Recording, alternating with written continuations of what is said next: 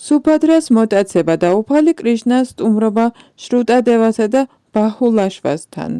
მეფე პარიქშიც სურდა მეტი შეეწყო კრიშნასა და მისი გართობების შესახებ და შუკადევა გოსვამის კითხა, თუ როგორ მოხდა, რომ კრიშნას წაქეზებით მისმა ბაბუა არჯუნამ მისი ბებია სუბადრა მოიტაცა.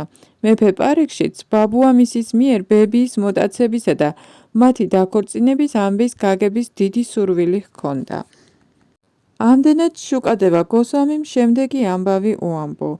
ერთხელ ბაბუაშენი არჯუნა, დიადი გმირე, წმინდა ადგილებში წავიდა და მრავალ მხარეში მოგზაურობისას პრაფასაკშეტრაში მოხვდა. იქ მან ახალი ამბავი შეიტყო. უფალი ბალარამა სუბადრას არჯუნას დედის ძმის ვასუდევას ქალიშვილის გათხოვებას უპირებდა. მიუხედავად იმისა, რომ მამამისი ვასუდევა და ძმა კრიშნა არ ეთანხმებოდნენ ბალარამას, მას მაინც დურიოთანას ცოლად უნდოდა სუბადრა, მაგრამ მასთან შეუხლებაზე არჯუნა ოცნებობდა. სუბადრასა და მისი სილამაზის გახსენებისას არჯუნას კიდევ მეტად იპყრობდა მასზე დაქორწინების სურვილი. ამ მიზნით იგი ვაიშნავა სანიასის სამოსელში გამოეწყო და ხელში ტრიდანდა დაიჭირა. მაევადის სანიასები ერთი დანდით, ანუ ერთი ჯოხით დადიან, ხოლო ვაიშნავები სამი დანდით, სამი ჯოხით.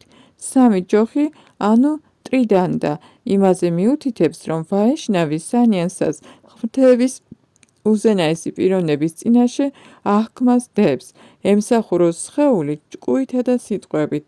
ტრიდანდა სანიასას სისტემა დიდი ხანია არსებობს და ვაიშნავა სანიასებს ტრიდანდები, ზოგჯერ ტრიდანდი სვამები ან ტრიდანდი გოსვამები ეწოდებათ. წესით სანიასებმა მთელს ქვეყანაზე უნდა იმოგზაურონ და იქადაგონ, მაგრამ ინდოეთში წვიმების სეზონის 4 თვის მანძილზე, სექტემბრიდან დეკემბრის ჩათვლით, ისინი არ მოგზაურობენ, ერთ ადგილას აფარებენ თავს და იქედან არ იწვრიან. სანიასის ერთ ადგილზე დარჩენას ჩატურსმაია ბრატა ეწოდება. როდესაც სანიასა 4 თვის განმავლობაში ერთ ადგილას რჩება, ადგილობრივი მოსახლეობა მისი იქ ყოფნით სარგებლობს, რათა სულიერ წინსვლას მიაღწიოს. ტრიდანდის სანიასის სამოსელში არჯუნა 4 თვეს დარჩა ქალაქ დვარაკაში. გეგმებს აწყობდა, როგორ მოეხერხებინა, რომ სუბადრა მისი ცოლი გამხდარიყო. დვარაკას მაცხოვრებლები და ასევე უფალი ბალარამაც ვერ მიხვდნენ სანიასი არჯუნა რომ იყო, ამიტომ წარმოდგენა არ ჰქონდათ რა საქმის ნამდვილ ვითარებაზე, ყველა პატივისცემას გამოხატავდა და თაყვანს სცემდა სანიასის. ერთ დღეს უფალმა ბალარამამ ეს სანიასი სამხრად შინ მიიპატიჟა. ბალარამამ დიდი პატივისცემით მიართვა გემრიელი კერძები და ეგრეთ წოდებული სანიასიც მადიანად შეექცეოდა.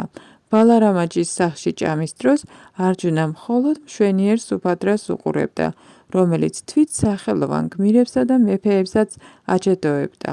არჯუნას სიყვარულისგან თვალები გაუნათდა და ასე თვალებ გაბრწყინებული უმზერდა მას. არჯუნამ გადაწყვიტა, რომ სუბადრა როგორმე მისი ცოლი უნდა გამხდარიყო და ეს ძლიერი სურვილი წამითაც არ აძლევდა მოსვენებას.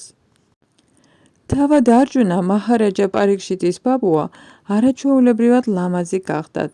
მისი აღნაგობა ძლიერ იზიდავდა სუბადრას და მანაც გადაწყვიტა თავის ფიქრებში მხოლოდ არჯუნას გაჰყოლოდა ცოლად. გულუბრყვილო გოგო არჯუნას შეყურებდა და დიდი სიამოვნებისგან იღიმებოდა. ამდენად არჯუნა კიდევ უფრო მეტად მოიხიბლა მისით. ასე გადაწყვიტა სუბადრამ არჯუნასთვის მიეძღვნა თავი, რომელმაც თავის მხრივ მტკიცედ დაისახა მიზნად ნებისმიერი გზით დაქორწინებულიყო მასზე.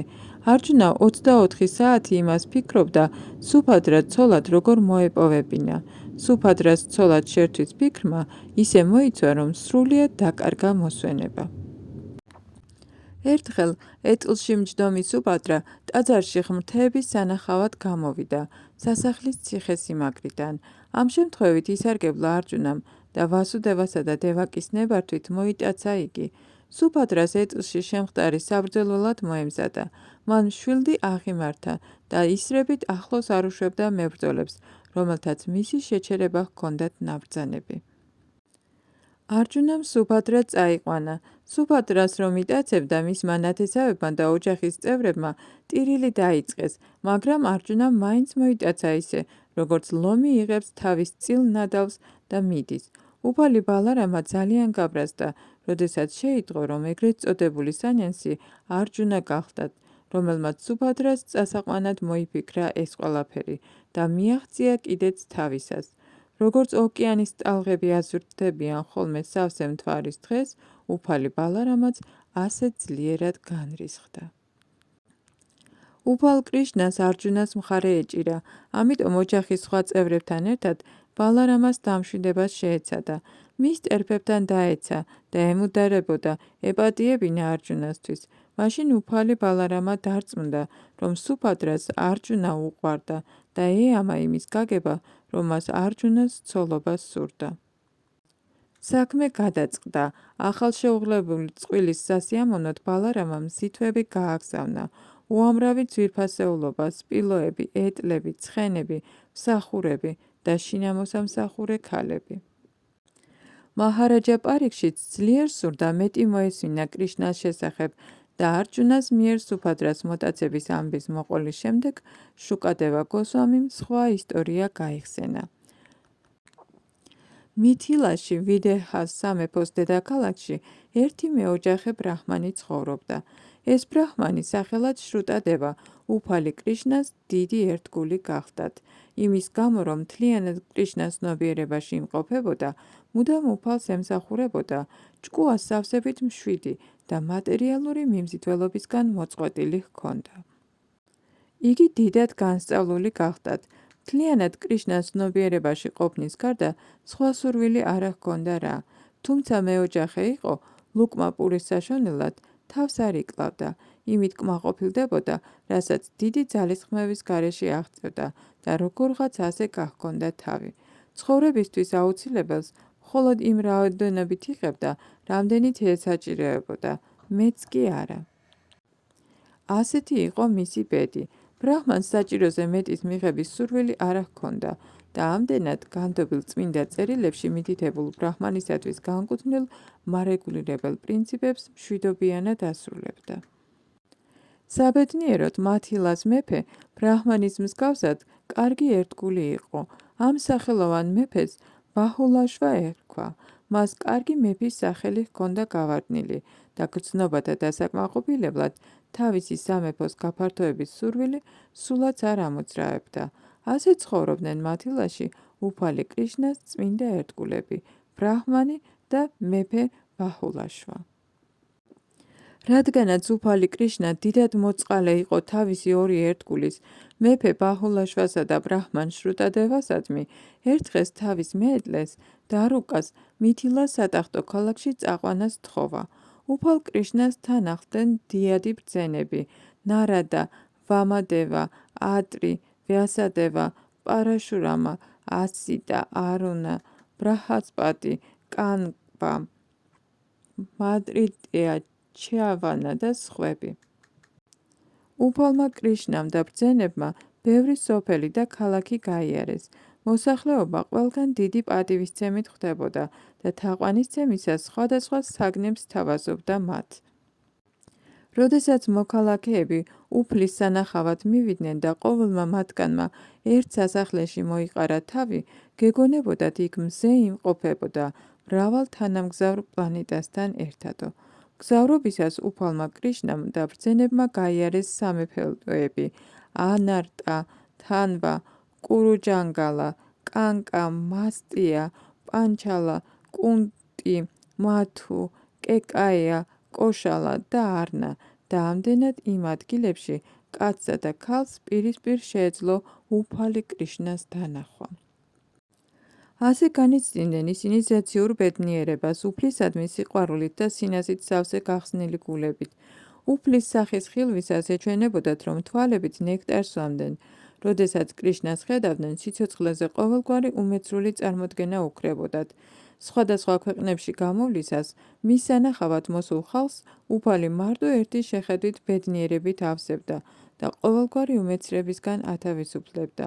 ზოგან ადამიანებს ნახევარღმერთებიც უერთდებოდნენ და მათ მიერ უფლის დიდება გარემოს ყოველგვარი უკეთურებისგან წმინდავდა.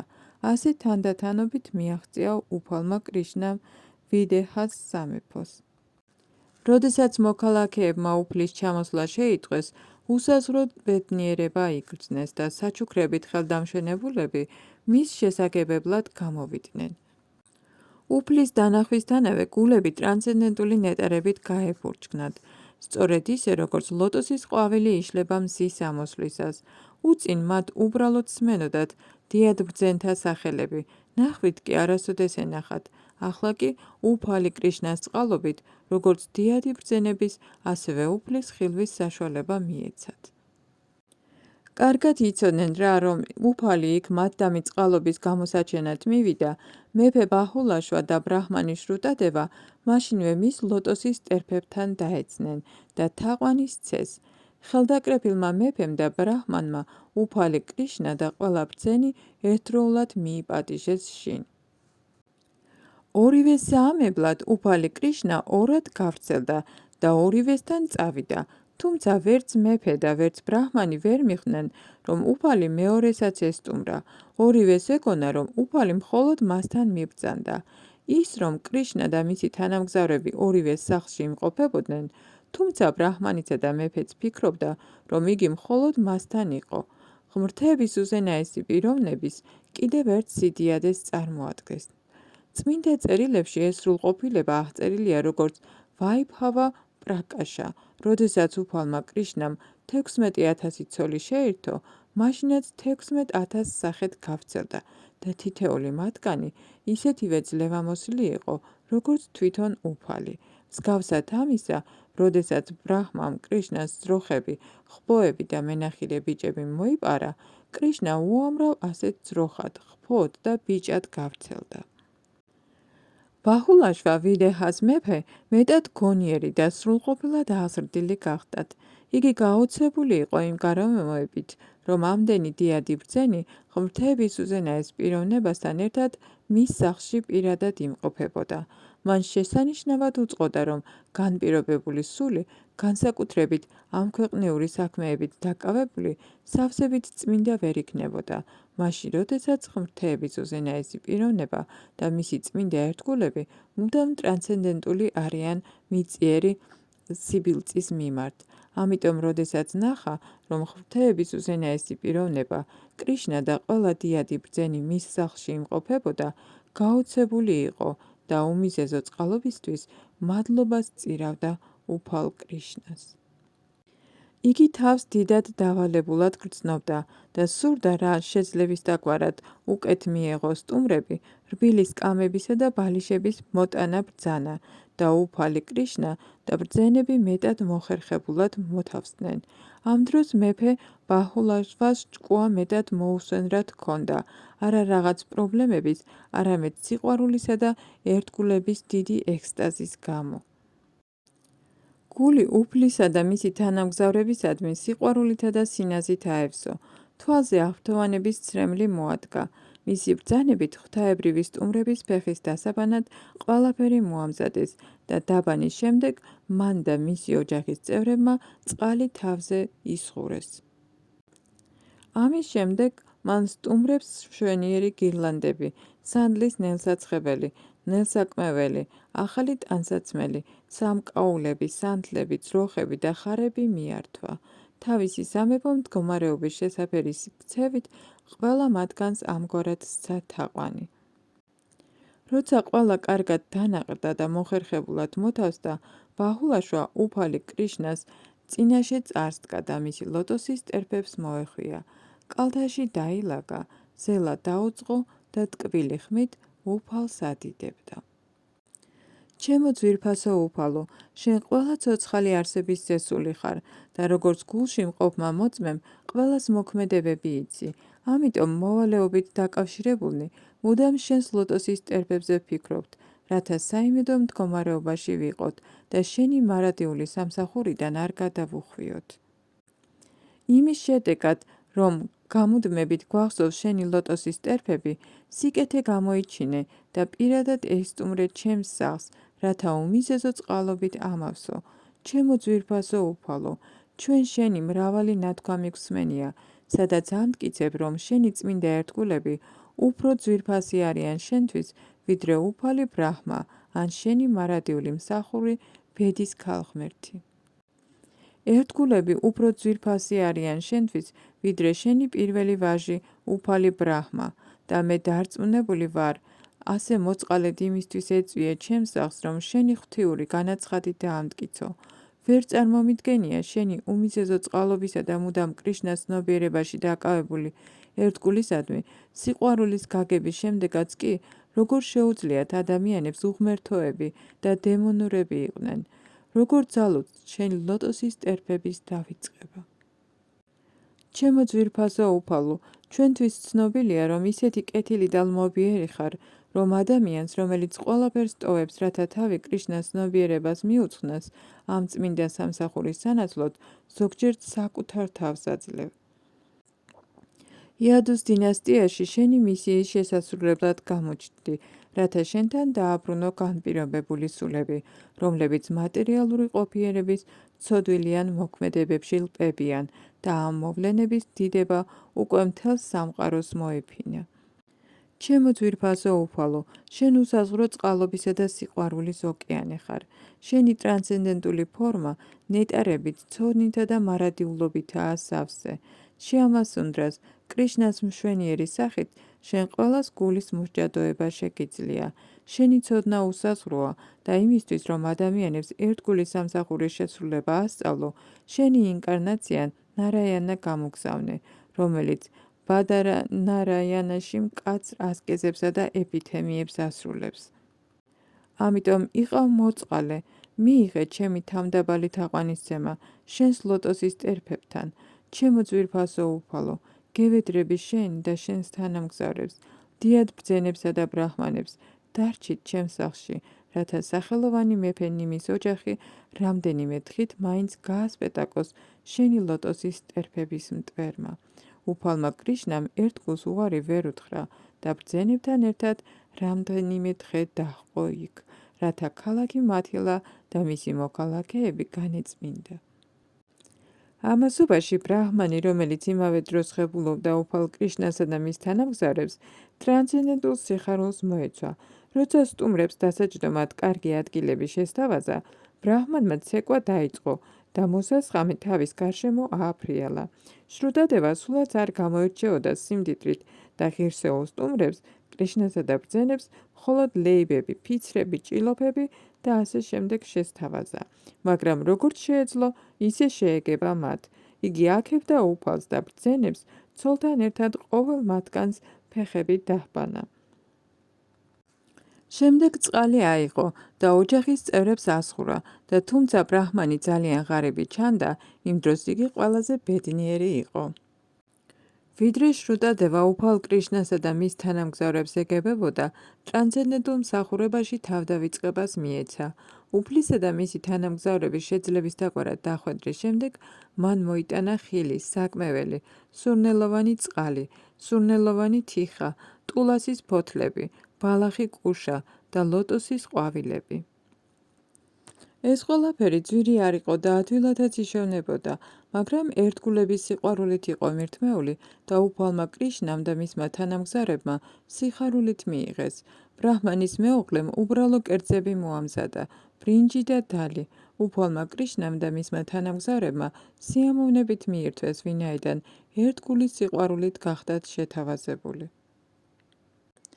როცა უფალი კრიშნა და მისი თანამგზავრები დანაყდნენ, ბრაჰმანმა შრუტადევამ იფიქრა, ოჯახური ცხოვრების ღრმა ბნელ ჭაში ჩავარდნილი ყველაზე უბედური პიროვნება ვარ. როგორ მოხდა, რომ უფალი კრიშნა, ღმრთების უზენაესი პიროვნება და მისი თანამგზავრები, დიადი ბრძენები, ვისი ყოფნაც ნებისმიერ ადგილს მწირობის ადგილივით ასპეტაკებს, ჩემს სახლში მოსვლაზე დათანხმდნენ? როცა ბრაჰმანი ასე ფიქრობდა, სტუმრებმა სამხრობა დაასრულეს და თავთავიანთ ადგილებზე მოხერხებულად მოკალათდნენ. ამ დროს იქ ბრაჰმანი შრუტადევა და მისი ცოლი, ბავშვები და სხვა ნათესავები მივიდნენ, რათა ძვირფას სტუმრებს მომსახურებოდნენ. ბრაჰმანი უფალი კრიშნას ტერფებს შეეხო და წარმოსთქვა. ჩემო ძვირფასო უფალო, თქვა მან, შენ ხარ უზენაესი პიროვნება, პურუშოტტამა, გამოვლენილი და გამოვლენელი მატერიალური ქმნილების მიმართ ტრანსცენდენტული. ამ მატერიალური სამყაროსა და განპირობებული სულების მოქმედებებს შენს მდგომარეობასთან არაფერი აქვს საერთო. ჩვენ გვესმის, რომ არა მარტო დღეს მომეცი შენი ხილვის საშუალება, არამედ სამყაროს შექმნის დასაბამიდან ყველა ცოცხალ არსებასთან პარამატმას სახით გაქვს ურთიერთობა. ბრაჰმანის ნათქვამი დიდად საყურადღებოა. ფაქტია, რომ უზენაესი უფალი, ღმრთების უზენაესი პიროვნება, თავის პარამატმას ასპექტში მაჰავიშნუს, გარფოდაკაშაე ვიშნუს და ქსიროდაკაშაე ვიშნუს სახით ამ მატერიალურ ქმნილებაში შედის და ყველა სხეულში განპირობებულ სულთან ერთად იდებს ბინას, როგორც მისი მეგობარი. ამიტომ ყოველ ცოცხალ არსებას უფალი დასაბამიდანვე ახლავს თან. სიცოცხლეზე არასწორი წარმოდგენის გამო კი ცოცხალ არსებას ეს არ ესმის, მაგრამ როდესაც მისი ცნობიერება კრიშნას ცნობიერებით იცვლება, მაშინვე ხვდება, როგორც ცდილობს კრიშნა განპირობებული სულებისთვის მატერიალური მარწუხებიდან თავის დაღწევაში დახმარების გაწევას. შრუტადევა განაგრძობდა, ჩემო ძვირფასო უფალო, შენ თითქოს და მძინარე მატერიალურ სამყაროში მოხვდი. ძილისას განპირობებული სული ყალბ, ანუ წარმავალ სამყაროებს ქმნის. იგი მრავალი ილუზორული მოქმედებითაა მოცული. ზოგჯერ მეფე ხდება, ზოგჯერ კლავენ, ხან კი უცნობ ქალაქში მიდის და ეს ყველაფერი მხოლოდ დროებითი საქმეებია. სწორედ ასევე შენი მეუფება თითქოს და მძინარე მატერიალურ სამყაროში შემოდის, რათა დროებითი გამოვლინება შექმნას, არა პირადი საჭიროების გამო, არამედ განპირობებული სულისთვის, რომელსაც შენი მეუფების, როგორც განცხრომლის მიბაძვა სურს. მატერიალურ სამყაროში განპირობებული სულის სიამოვნება დროებითი და ილუზორულია და მაინც განპირობებულ სულს თავად არ ძალუძს ილუზორული ტკბობისთვის ამგვარი დროებითი გარემოს შექმნა. მისი სურვილები, თუმცა წარმავალი და ილუზორულია, მათ შესასრულებლად ამ დროებით გამოვლინებაში შედიხარ, რათა დაეხმარო მას. ამდენად განპირობებული სულის მატერიალურ სამყაროში შესვლიდანვე შენ მისი მუდმივი თანამგზავრი ხდები. ამიტომ, როდესაც განპირობებული სული წმინდა ერთგულთან ურთიერთობაში მოდის და ერთგულის სამსახურის გზას ადგება, შენი ტრანსცენდენტული გართობების მოსმენას იწყებს, შენს ტრანსცენდენტულ საქმიანობებს ადიდებს, ტაძარში შენს მარადიულ ფორმას ეთაყვანება, შენდამი ლოცვებს აღავლენს და შენი ტრანსცენდენტული მდგომარეობის გასაგებად საუბარში ებმევა. იგი თანდათანობით თავისუფლდება მატერიალური ყოფიერების სიბილწისგან. მისი გული ყოველგვარი მატერიალური მტვრისგან სუფთავდება და ამდენად შენ ნელ-ნელა თვალსაჩინო ხდები ერთ გულის გულში. თუმცა გამუდმებით განპირობებულ სულთან ერთად იმყოფები, მხოლოდ ერთ გულის სამსახურით განწმენდის შემდეგ ხდები მისთვის უცაცნაური.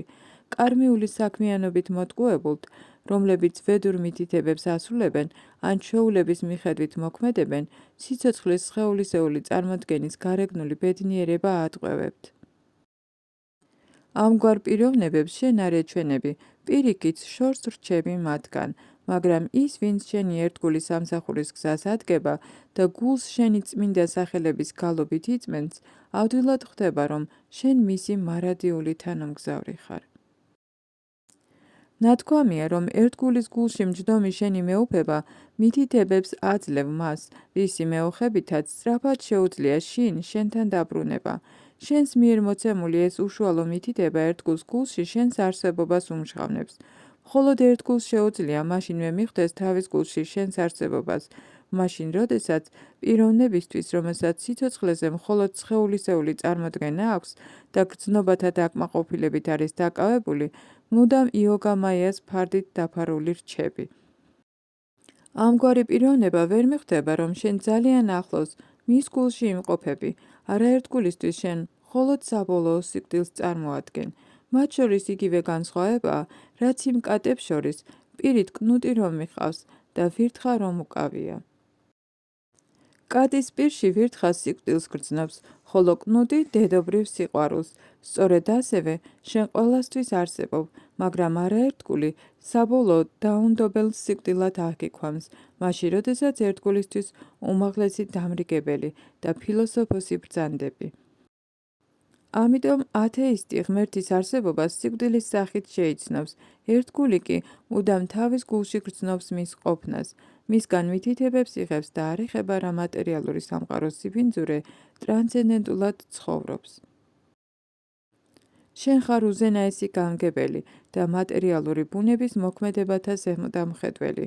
ურწმუნონი უბრალოდ თვალყურს ადევნებენ მატერიალური ბუნების მოქმედებებს, მაგრამ მის თავდაპირველ საფუძვლად შენ ვერ გხედავენ. ერთგულს კი უმალვე შეუძლია დაინახოს, რომ მატერიალური ბუნების ყოველ მოძრაობაში შენი ხელი ურევია. იოგამაიას ფარდა შენი მეუფების ერთგულს მზერას ვერ დაუბინდავს, მხოლოდ არაერთგულს თუ ჩამოეფარება თვალებზე. არაერთგულს არ ძალუთ შენი პირისპირ ნახვა, იმ კაცის მსგავსად, რომელიც მზის ცქერისას ღრუბლები ეღობება, თუმცა ღრუბლებს ზემოთ მფრინავებს შესანიშნავად შეუძლიათ მზის სხივის ჭეშმარიტი სახით ხილვა. ჩემო ძვირფასო უფალო, მე მოწიწებით ვხრით თავს შენს წინაშე. ჩემო ძვირფასო, თვითმნათო უფალო, მე შენი მარადიული მსახური ვარ, ამიტომ იყავ მოწყალე და მითხარი, რით გემსახურო? მატერიალურ სიბინძურეს ზამის სახის უბედურება მოაქვს განპირობებული სულისთვის, ვიდრე ის შენ არ გიხილავს. როგორც კი კრიშნას ცნობიერების განვითარების საშუალებით ხილული ხდები მისთვის, მატერიალური ყოფიერების ყოველგვარი უბედურება მაშინვე ჰქრება. ღმრთების უზენაესი პიროვნება, კრიშნა თავისი ერთგულისადმი ძლიერი სიყვარულითაა გამსჭვალული. შრუტადევას წმინდა ერთგულებით წარმოთქმული ლოცვებით ნასიამოვნებმა უფალმა მაშინვე ჩაჰკიდა მას ხელები და მიმართა. ჩემო ძვირფასო შრუტადევა, ყველა ამ დიადმა ბრძენმა და წმინდა პიროვნებამ დიდი წყალობა მოიღო, რომ შენთან მოვიდა და პირადად გინახულა. ეს შემთხვევა დიდ წარმატებად უნდა ჩათვალო. ისინი იმდანად მოწყალილი არიან, რომ ჩემთან ერთად დამოგზაურობენ და სადაც კი მიდიან, უბრალოდ მათ ფეხთან მტვრის შეხება ისეთივე წმინდას ღვთის მთელს გარემოს, როგორი ტრანსცენდენტულებიც თვითონ არიან. ჩვეულების თანახმად, ხალხი ღვთის ტაძრებში დადის. ისინი მწირობის წმინდა ადგილებსაც აკითხავენ და მრავალი დღის განმავლობაში ამგვარი მოქმედებების შედეგად შეხებითა და თაყვანისცემით თანდათანობით სუფთავდებიან, მაგრამ დიად ბრძენთა და წმინდა პიროვნებათა გავლენა იმდენად დიდია, რომ მათი დანახვისთანავე ადამიანი უმალვე იწმინდება. უფრო მეტიც, თავად მწირობის ან სხვადასხვა ნახევარღმერთების თაყვანისცემის განწმედი ძალაც წმინდა პიროვნებების წყალობით მიიღწევა. მწირობის ადგილი წმინდა, იქ წმინდა პიროვნებების ყოფნით ხდება. ჩემო ძვირფასო შრუტადევა, ბრაჰმანად დაბადებული არსება მაშინვე საუკეთესოა ყოველ ცოცხალ არსებათა შორის. და თუ ასეთი ბრაჰმანი თვითკმარი რჩება, ასკეზებს იცავს, ვედებს სწავლობს და ერთგულად მემსახურება, რაც ბრაჰმანის მოვალეობას წარმოადგენს, ან სხვაგვარად რომ ვთქვათ, თუ ბრაჰმანი ვაიშნავი ხდება, რა გასაოცარია მაშინ მისი სიდიადე. ოთხხელიანი ნარაიანას ჩემი სახე ისეთ სიამოვნებას არ მანიჭებს, როგორც ბრაჰმანი ვაიშნავი. ბრაჰმანი ნიშნავს ვედურ ცოდნაში კარგად განსწავლულს. ბრაჰმანი სრულყოფილი ცოდნის სიმბოლოა, მე კი ყველა ღმერთის დასრულებული გამოვლინება. ნაკლებად გონიერი ადამიანები უმაღლეს ცოდნად ვერ შემიცნობენ, მათ არც ბრაჰმანი ვაიშნავის გავლენა ესმით. მათზე მატერიალური ბუნების სამი მოდუსი მოქმედებს და ამდენად ჩემი და ჩემი წმინდა ერთგულების გაკიცხვას ბედავენ. უკვე ბრაჰმანის საფეხურზე მდგომ ბრაჰმან ვაიშნავს, ანუ ერთგულს თავის გულში ჩემი შეცნობა შეუძლია და ამიტომ იგი გადაჭრით ასკვნის, რომ მთელი კოსმიური გამოვლინება და მისი თვისებები უფლის სხვადასხვა ენერგიების შედეგს წარმოადგენს. ამდენად მას მთელი მატერიალური ბუნებისა და სრული მატერიალური ენერგიის შესახებ ნათელი წარმოდგენა აქვს და ასეთი ერთგული ყოველ მოქმედებაში მე მხედავს და სხვას არავის.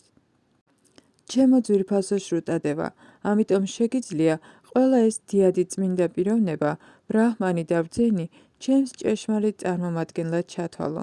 მათი ერთგული თაყვანისცემით, მეც უფრო ერთგულად მეთაყვანები. მე ვთვლი, რომ ჩემს ერთგულთა თაყვანისცემა ჯობს ჩემს უშუალო თაყვანისცემას. თუ ვინმე ჩემს ერთგულთა თაყვანისცემის გარეშე ჩემს პირად თაყვანისცემას ცდილობს, მე არ ვღებულობ ამ თაყვანისცემას, რაც არ უნდა დიდებული იყოს იგი. ასე, უფლის მითითებით, ერთ სულიერ დონეზე ადიდებდნენ ბრაჰმანის შრუტადევა და მათილას მეფე კრიშნას და მის თანამგზავრებს, დიად ბრძენებსა და წმინდა ბრაჰმანებს.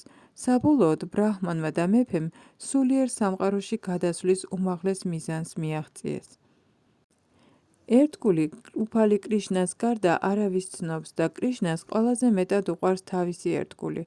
უფალი კრიშნა მითილაში ბრაჰმან შრუტადევას სახლშიც დარჩა და მეფე ბაჰულაშვას სასახლეშიც. მან გულუხვად დაასაჩუქრა ისინი ტრანსცენდენტული მითითებებით და თავის სატახტო ქალაქში დვარაკაში დაბრუნდა. ამ შემთხვევიდან ვსწავლობთ, რომ მეფე ბაჰულაშვა და ბრაჰმანი შრუტადევა უფალმა ერთ დონეზე მიიღო, ვინაიდან ორივენი წმინდა ერთგულები გახდნენ. ეს არის ჭეშმარიტი ღირსება იმისთვის, რომ ღვთაების უზენაესმა პიროვნებამ გაღიაროთ. ჩვენს ეპოქაში ქშატრიას ან ბრაჰმანის ოჯახში დაბადების გამო სულელური ამპარტოვნება მოდად იქცა, ამიტომ ხვდებით ადამიანებს, რომელთაც დაბადების გარდა სხვა ღირსება არ გააჩნიათ, თავი კი ბრაჰმანად, ქშატრიად ან ვაეშად მოაქვთ. მაგრამ როგორც წმინდა წერილებშია ნათქვამი, ეს იმითაა გამოწვეული, რომ არ სრულდება განწმენდი პროცესები, რომლებიც დედის ფეხმძიმობიდან იწყება და ადამიანის სიკვდილამდე გრძელდება. მხოლოდ დაბადებით არავინ შეიძლება ჩაითვალოს გარკვეული კასტის, განსაკუთრებით მაღალი კასტის, ბრაჰმანის, ქშატრიას ან ვაეშეს წარმომადგენლად. თუ პიროვნება არ იწმინდება ჩასახვის წინა ცერემონიით, ანუ გარფათა სამკარათი, იგი უმალვე შუდრების კლასს უნდა მივაკუთვნოთ, ვინაიდან მხოლოდ შუდრები არ გადიან ამ განწმენდ პროცესს.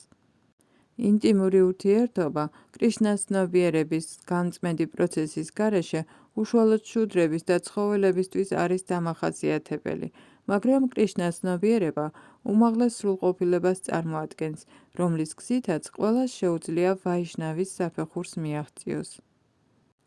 იგი ბრაჰმანის ყველა ღირსებას შეიცავს. ვაიშნავების აღზრდა ისე ხდება, რომ ისინი 4 სახის ცოდვილიანი მოქმედებებისგან განთავისუფლდნენ. ესენია მოუწესრიგებელი ინტიმური ცხოვრება, დამათრობელი საშუალებების გამოყენება, აზარტული თამაშობები, საკვებად ხორცის, თევზისა და კვერცხის მიღება.